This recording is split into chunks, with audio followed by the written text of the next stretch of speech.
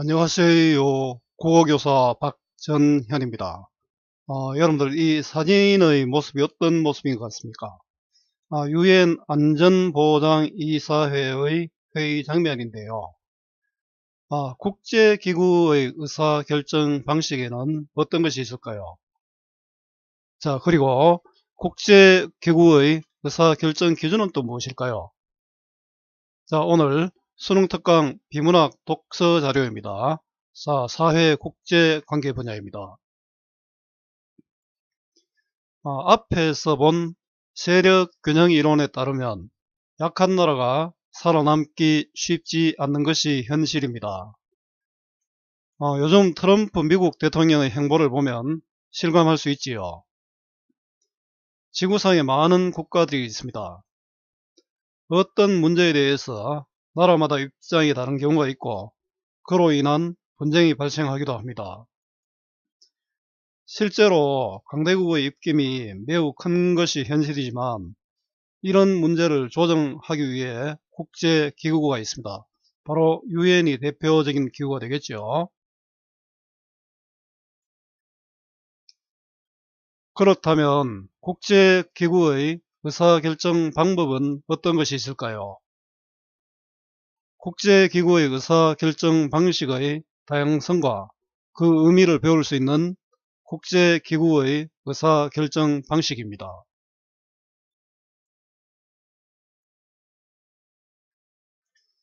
자, 현대사회에서는 개인 간에도 마찬가지지만 나라 간에도 일국의 노력만으로 해결될 수 없는 많은 문제가 발생하고 있습니다. 자, 의사결정이 필요한 상황이죠.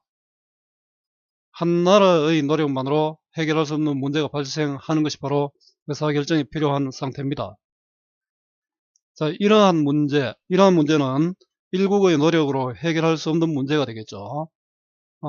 해결을 위해 국제기구가 운영되고 있으며, 자, 국제기구의 역할은 바로 일국의 노력만으로 해결할 수 없는 문제를 해결하는 것이겠죠. 바로 이런 문제를 해결하는 것입니다. 국제기구는 개개의 주권 국가로부터 일정 정도의 자율성을 확보하고 있다. 자, 국제기구의 성격인데요. 대표적인 것이 유엔이라고 할 수 있습니다. 자, 국제기구의 의사결정이 주권 국가의 주권을 제한하는 경우가 있다. 자, 주권에 대해서 한번 알아볼까요? 우리는 인권을 가지고 있지 않습니까? 자, 국가의 의사를 최종적으로 결정하는 권력이 바로 주권이고요. 대내적으로는 최고의 절대적 힘을 가지고 있고 대외적으로 자주 독립성을 가지게 됩니다. 자, 대내적으로 힘을 잃고 또 대외적으로 자주 독립성을 갖지 못하다면 주권국가가 아니겠죠. 유엔의 어떤 결정이 국제기구의 어떤 결정이 주권 국가의 주권을 제한하는 경우도 있게 되겠죠. 그러면은 주권 국가의 주권을 제한받으면 여러분들이 인권을 제한받으면 어떻습니까? 당연히 다른 방법을 찾겠죠. 그 국제사회에서도 갈등이 발생하게 되겠죠.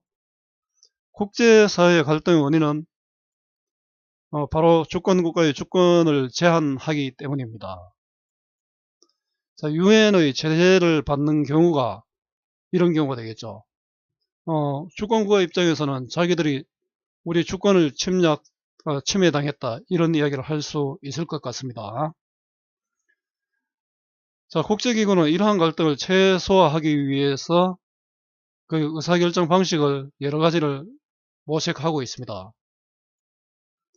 자, 다양한 의사결정 방식을 채택하는 이유는 갈등을 최소화하기 위해서이겠죠. 자, 다양한 의사결정 방식을 채택하고 있는 국제기구입니다. 자, 일국의 노력만으로 해결할 수 없는 문제를 해결하기 위한 국제기구가 있고요. 자, 국제기구는 국가 간 갈등을 최소화하기 위해 다양한 의사결정 방식을 채택하고 있습니다.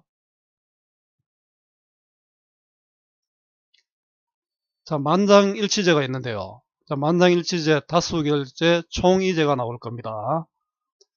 결국 모든 국가의 찬성을 필요로 하는 제도가 만장일치제죠. 만장일치제의 뜻이고요. 자, 자국의 불리한 결정을 거부할 수 있죠. 우리나라에 불리한 것은 우리나라에 내가 거부할 수 있지 않습니까?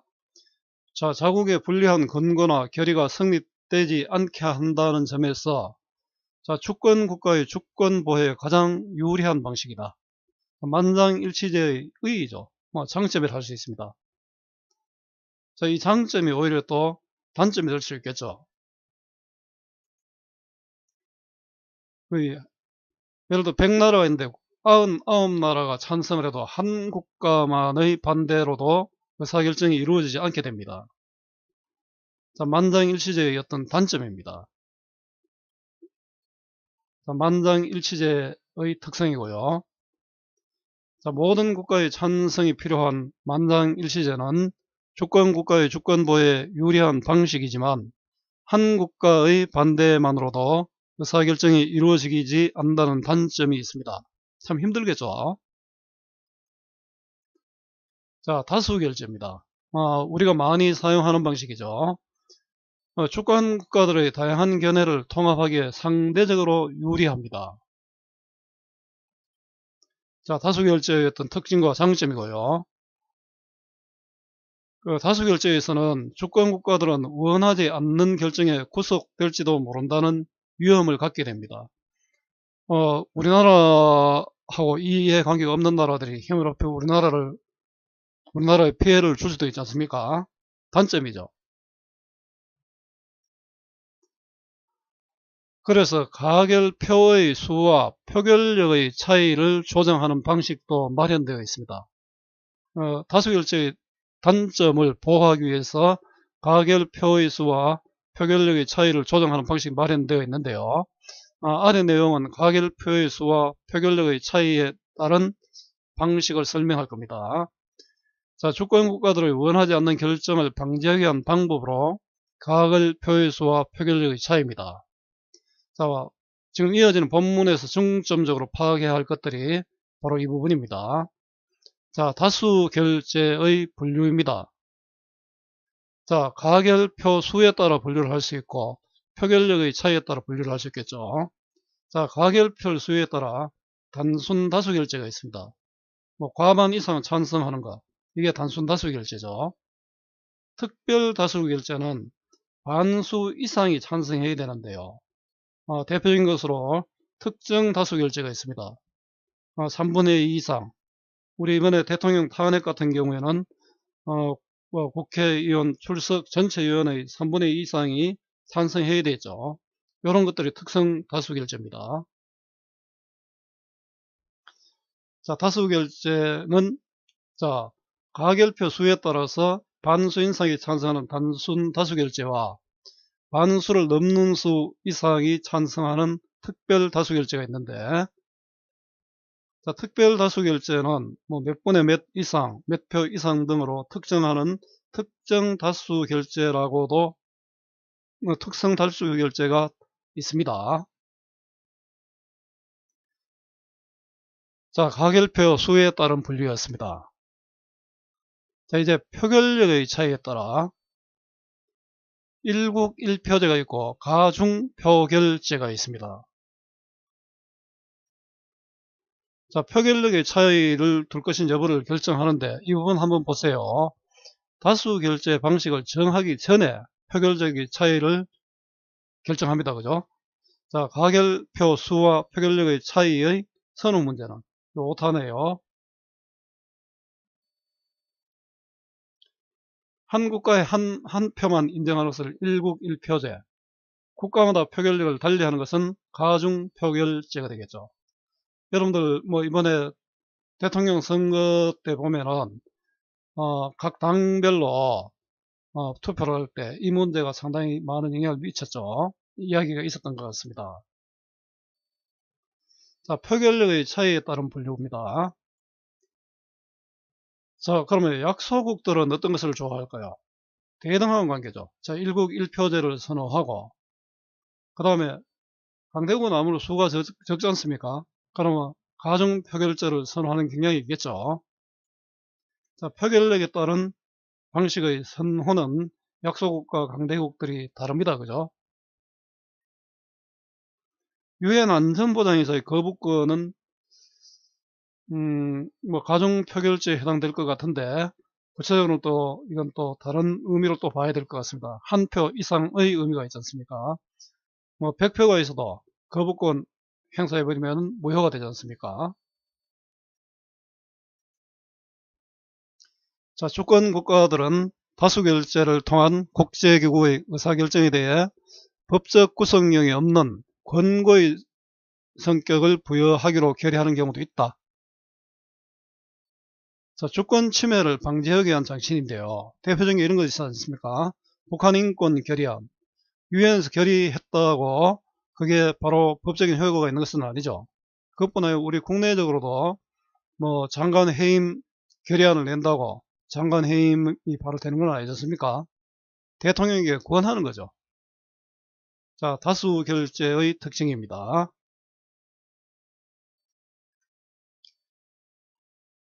다수결로 의사를 결정하기 때문에 주권 국가들의 다양한 견해를 통합하기에 상대적으로 유리한 다수결제는 주권 국가들은 원하지 않는 결정에 구속될지도 모른다는 위험을 갖게 됩니다. 그래서 가결표의 수와 표결력의 차이를 조정하는 방식도 마련되어 있습니다.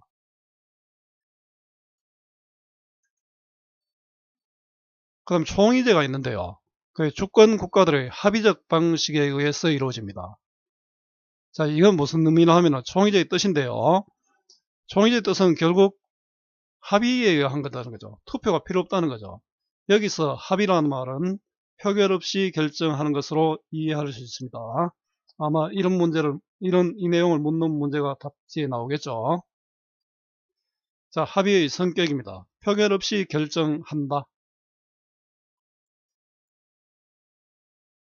그리고 이 총의제는 국가 간에 처음부터 의견의 차이가 없어 표결에 의하지 않고도 만장일치가 되는 진정한 합의가 가능한 사안. 또 문제가 상당히 논쟁적이어서 표결로 결정하였을 때 국가 간 갈등과 대립이 심화될 것이 우려되는 경우, 극과 극이죠. 표결이 필요 없는 경우, 아니면은 표결을 하면은 더 큰 문제를 야기하는 경우죠. 그, 2번은 결국 표결에 붙이기 어려운 경우가 되겠죠. 표결이 필요 없는 경우와 표결이 어려운 경우, 이럴 때 총의제를 선택을 하는데요. 쉽지 않겠죠. 자, 총의제가 성립되는 경우가 되고요. 결국 적극적인 반대 의사를 가지고 있는 국가가 존재하면 합의에 도달하기까지 많은 시간이 걸리겠죠. 총의제의 경우. 결의 내용이 또 애매모호하게 정해진다는 문제점도 있습니다. 자, 북한의 핵 문제 관련 안보리 결의안이 바로 이런 경우가 되겠죠.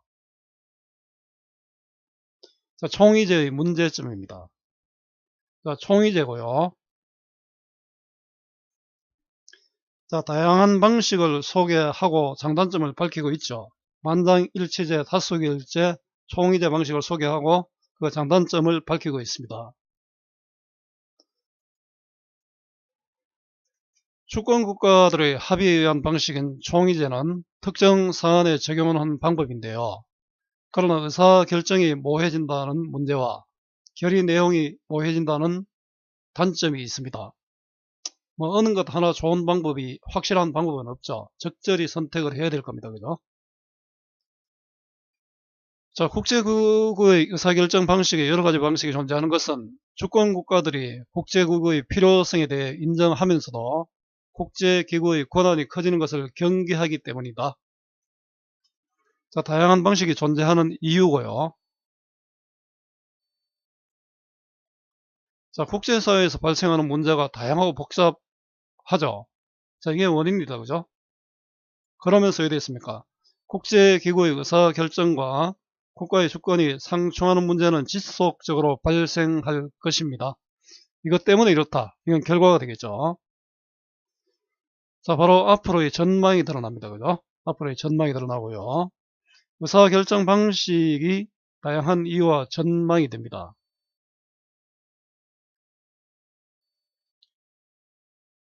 국제기구의 의사결정 방식에 여러 방식이 존재하는 것은 주권 국가들이 국제기구의 필요성에 대해 인정하면서도 국제기구의 권한이 커지는 것을 경계하기 때문입니다. 참 국제기구도 참 어렵다, 그죠? 우리 학교의 문제, 학급의 문제도 해결하기가 쉽지 않는 것이 현실이지 않습니까? 자, 국어 공부의 기본은 본문 중심의 학습, 반복과 복습입니다. 단락을 요약해보는 것은 사고력 확장의 필수이고요. 자, 국제기구 의사결정 방식이었습니다. 내용 확인과 문제풀이는 여러분들이 해보고 자료를 확인하기 바랍니다. 뒤에 더 이어지는 내용이 있습니다만 선생님 강의는 여기까지입니다. 자, 오늘 국제기구의 의사결정 방식을 공부했는데요. 이 수업이 여러분들에게 조금이라도 도움이 되었으면 좋겠습니다. 수고 많았고요. 오늘도 고맙습니다.